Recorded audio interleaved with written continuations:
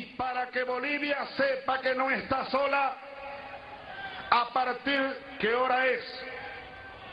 Son las 7:15. Tiene 72 horas a partir de este momento el embajador yanqui en Caracas para salir de Venezuela. En solidaridad con Bolivia y el pueblo de Bolivia. En solidaridad con Bolivia, eso es un fragmento en aquel momento, en el 2009, cuando el expresidente Hugo Chávez expulsa al embajador norteamericano, el señor Patrick Doty. Le damos la bienvenida a ese embajador. Muchísimas gracias. Gracias por la invitación. Doty, por estar con nosotros. Sin duda que ese es un fragmento, un video, ¿no?, del presidente Chávez que le trae recuerdos. Imagino que... ¿Qué tipo de recuerdos? Recuerdos fuertes. Fuertes. Yo estaba fuera del país, de hecho, en el momento en lo que me expulsaron acompañando a mi esposa en un hospital en Washington. Pero, sin embargo, llegó con bastante impacto.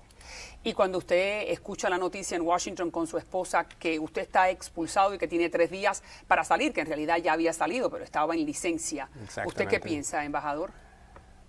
Pues no me quedó muy sorprendido, porque hace algunas semanas antes de que había salido del país para acompañar a mi esposa, me habían amenazado a expulsarme porque había en ese entonces expresado mi desilusión con el hecho de que no habíamos logrado o encontrado la manera de avanzar en la cooperación contra el narcótico.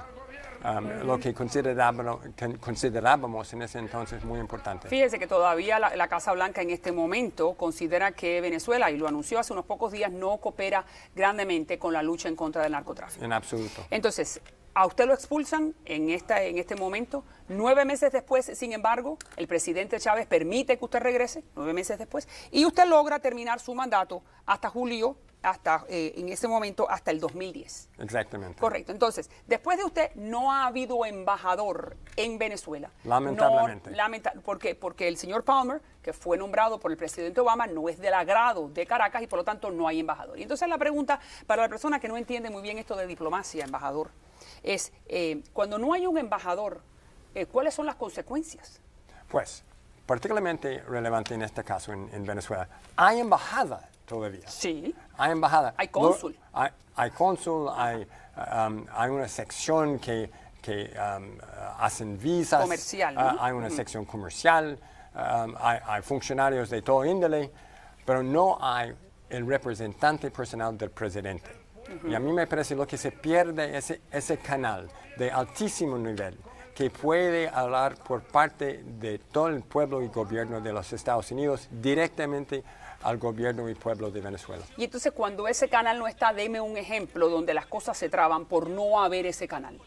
Pues aún en eventos formales, si uno va para saludar al gobierno, un encargado de negocios no tiene la misma posición que tendría su embajador en esa misma ceremonia.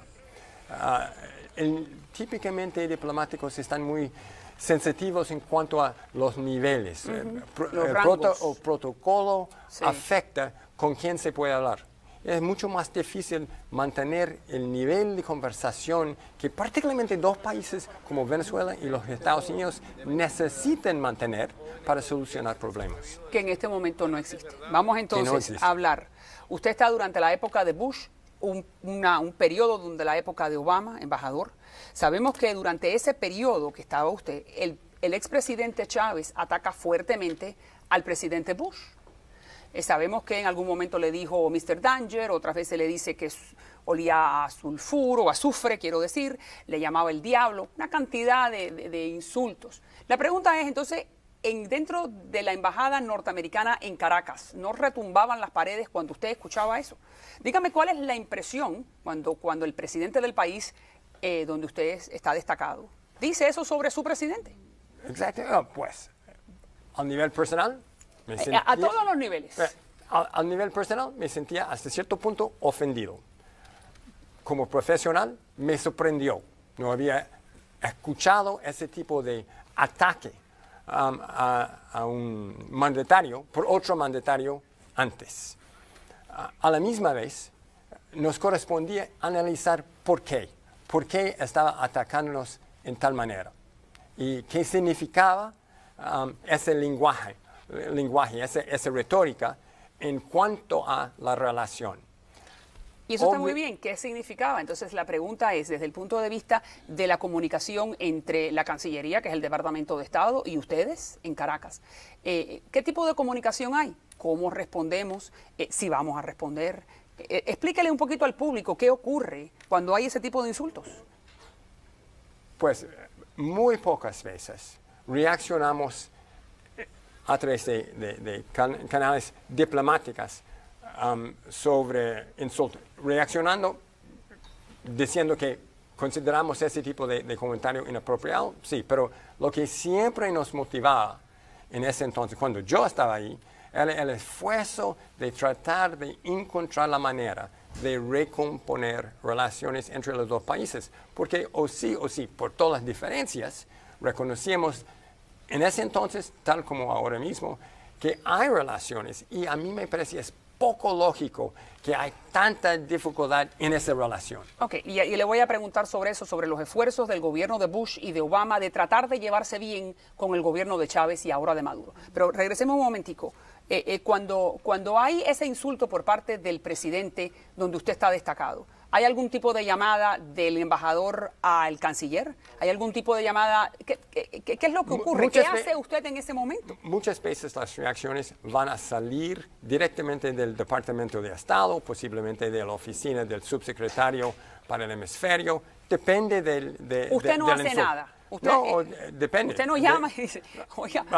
La dificultad siempre para un jefe de misión, como dicen, como se llama el embajador, jefe de misión muchas veces en Caracas, es que no aceptan llamadas. Entonces, ¿cómo que no aceptan llamadas? Es decir que es difícil comunicar al nivel adecuado con el gobierno. Y cuando no hay embajador, aún más difícil es. No, pero en el caso suyo, cuando usted intentaba llamar a su contraparte, que era, de cierta manera, el canciller, ¿no? El mismo Nicolás Maduro era canciller durante todo el tiempo que yo estaba ahí como embajador. ¿Cómo era esa relación con el ahora presidente? Muy pocas veces hablábamos por teléfono. Típicamente el gobierno me llamó frecuentemente para expresar su desagrado con algo que percibieran por dentro de los Estados Unidos o internacionalmente como un insulto o ¿Y cómo Maduro se comportaba con usted? ¿Cómo era el tono? Personalmente en reuniones muy formalmente, pero y muy correctamente. Muy correctamente. No sí. Es que en ese tipo de relaciones diplomáticas hay nuevos insultos, hay algún tipo de comportamiento indebido. No. Entonces, ¿su recuerdo de Maduro es un recuerdo? Pues yo conocí el presidente Maduro la primera vez antes de que era canciller y antes de que me nombraran embajador, porque yo estaba en Brasil en un momento cuando él y el actualmente encargado de negocios de la Embajada de Venezuela en Washington, Calixto Ortega, viajaba hacia el sur de Brasil para una reunión de parlamentarios internacionales. Y yo acompañaba un congresista americano y nos conocíamos la primera vez allá en Brasil. Y después nada iba a sospechar, usted no podía sospechar que iba a ser el canciller del país y después el presidente. Mucho menos yo embajador. Y usted, muy bien. Entonces, dígame, cuando usted me dice, los Estados Unidos durante Bush y durante Obama, dígame un par de esfuerzos contundentes que usted recuerda por parte de los Estados Unidos a través suyo, de que las relaciones entre ambos países fueran buenas. Y la respuesta de los venezolanos. ¿Qué hicimos para hacerlo? Es correcto que los Estados Unidos, a través de su persona, tratando de acercarse y tener una buena relación. Durante la primavera del año 2010, montamos una campaña para comunicar que nos interesaba muchísimo la participación del ministro de Energía, presidente también a la vez de PDVSA, en una conferencia en Washington. Y comunicábamos ese deseo, esa invitación a través de una carta, a través de mi participación en una reunión en lo que anuncié personalmente, y también escribí un op-ed, todo enfatizando de que sí nos interesó su participación en esa conferencia hemisférica que estábamos auspiciando en Washington. Y de hecho, asistió. Lamentablemente, no podíamos lograr un follow-up. Sí, un seguimiento. Un seguimiento por algunas objeciones por parte del mismo gobierno venezolano a la delegación americana que íbamos a tener representándonos en una segunda reunión. Y ahora me va a decir el segundo esfuerzo. Tenemos que hacer una pausa, pero regresamos con usted. Okay. Muchísimas gracias. En exclusiva está con nosotros el señor Patrick Doty, que fue el último embajador de Estados Unidos en Venezuela. Desde que él salió no ha habido embajador en ese país. Y además llega la privatización a Cuba con la actualización del modelo económico de Raúl Castro. ¿Se puede actualizar un modelo económico? Tenemos todos los detalles con invitados de lujo. Ya regreso.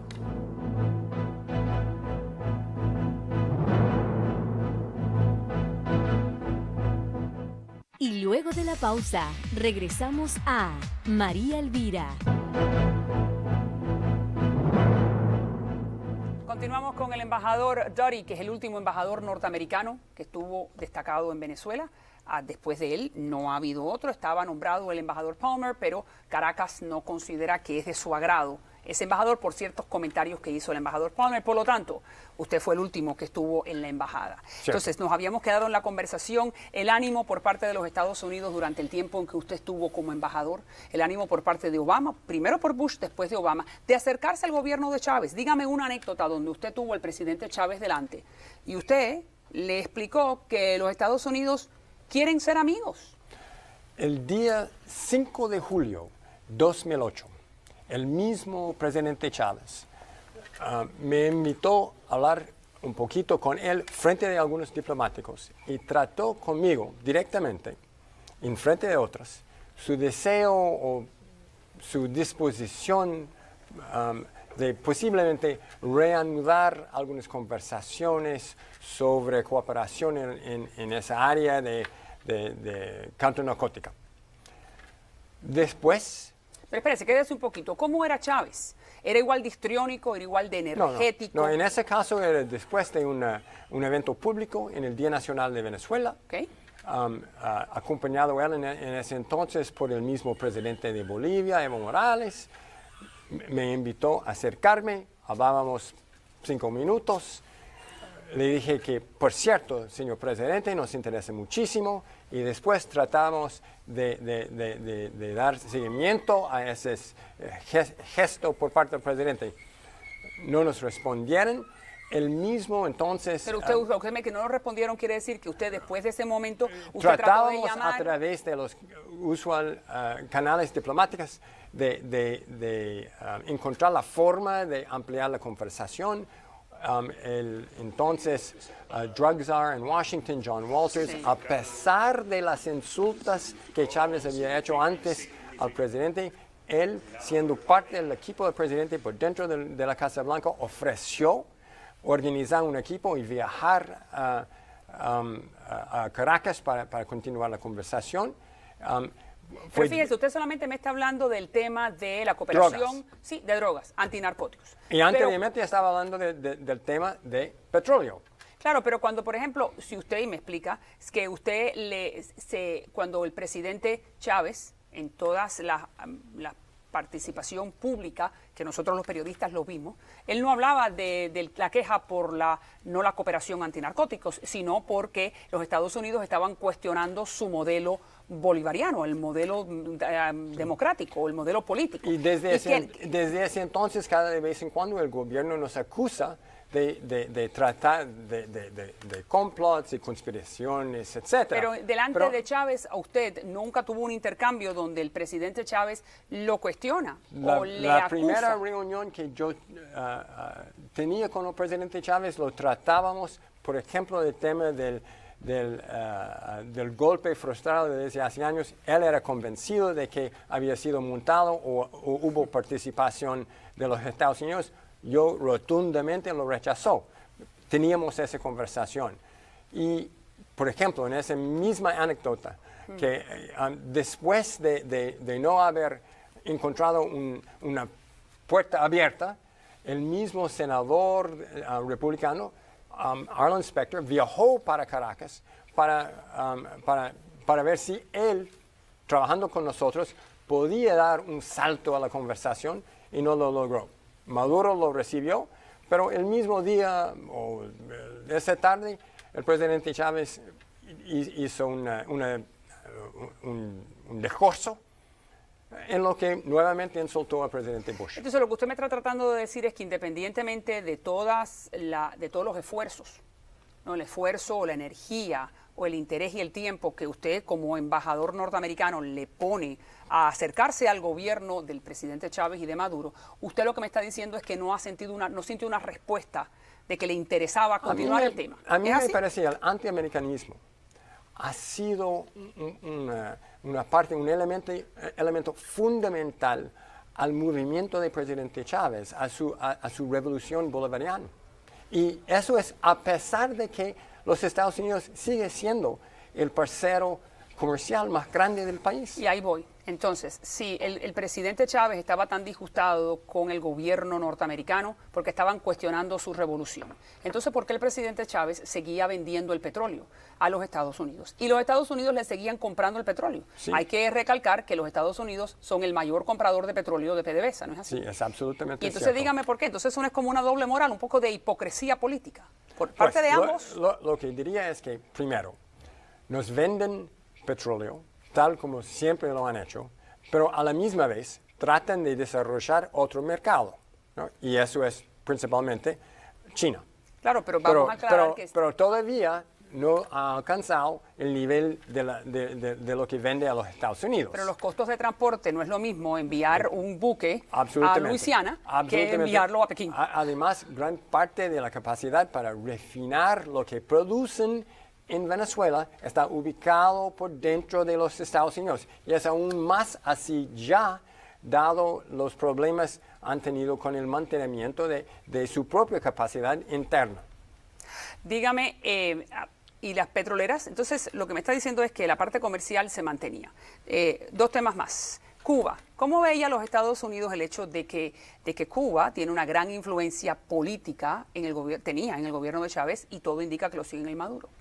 Sabiendo que Cuba no necesariamente es el mejor amigo de los Estados Unidos en este hemisferio. Pues, ¿Cuánto le preocupaba a usted?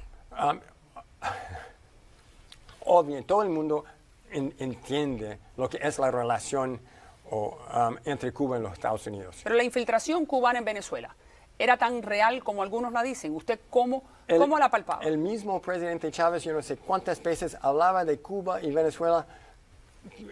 En la misma frase.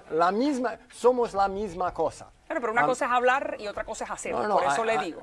Vamos a los hechos, no a las palabras. Hay muchísimos cubanos por dentro de Venezuela desde hace años, pero además Venezuela está básicamente suministrando alrededor de 100,000 barriles de petróleo a Cuba diariamente. ¿Más? ¿Dicen que más? Puede ser, pero es difícil de ser. Y de gratis. Ahora, yo no sé si es de gratis o de un tipo de... Te lo pago después.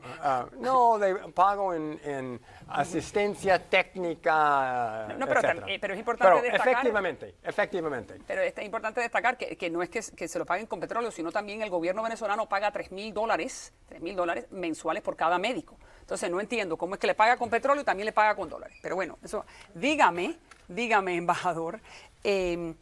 La información que usted tenía de la verdadera, si usted la puede compartir con nosotros, de la verdadera penetración cubana dentro de Venezuela.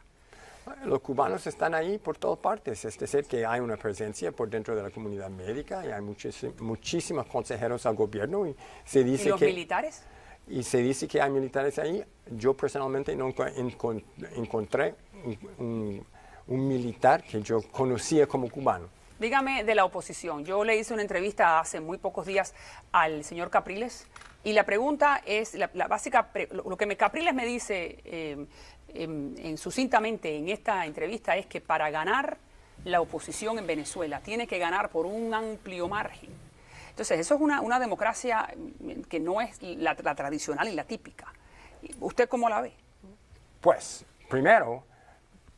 En los últimos meses han hecho muchísimo la oposición, es decir, que han logrado unirse organizarse, montar 2 campañas nacionales y obviamente, aun si se acepta el conteo del gobierno, casi alcanzó el mismo nivel que el presidente Claro, pero Maduro. Capriles considera que en estas elecciones de abril, que es la que él corre en contra de Maduro, son unas elecciones que no fueron leales, que él ganó y no Maduro.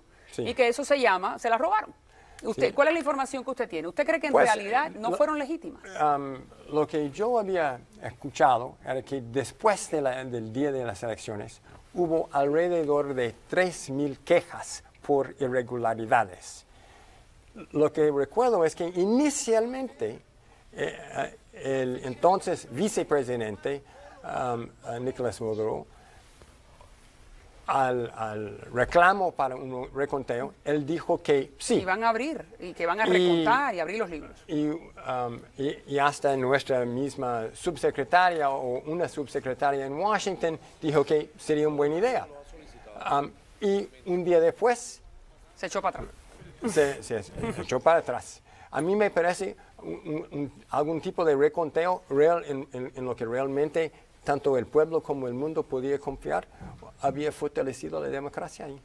Ok, los Estados Unidos, hay muchos venezolanos que nos están mirando, gente que ha decidido irse del país, buscar el exilio, porque no pueden vivir ni política ni económicamente en Venezuela. La economía está sufriendo dificultades muy serias. Y entonces muchos venezolanos preguntan, bueno, ¿y por qué los Estados Unidos no nos ayuda? ¿Por qué los Estados Unidos no ayuda a nosotros poder librarnos de alguien que ellos consideran que es un dictador o que es una dictadura? Porque es una democracia muy sui generis, ¿no? Muy distinta. Y entonces, bueno, eso los cubanos lo han estado diciendo por los últimos 52 años.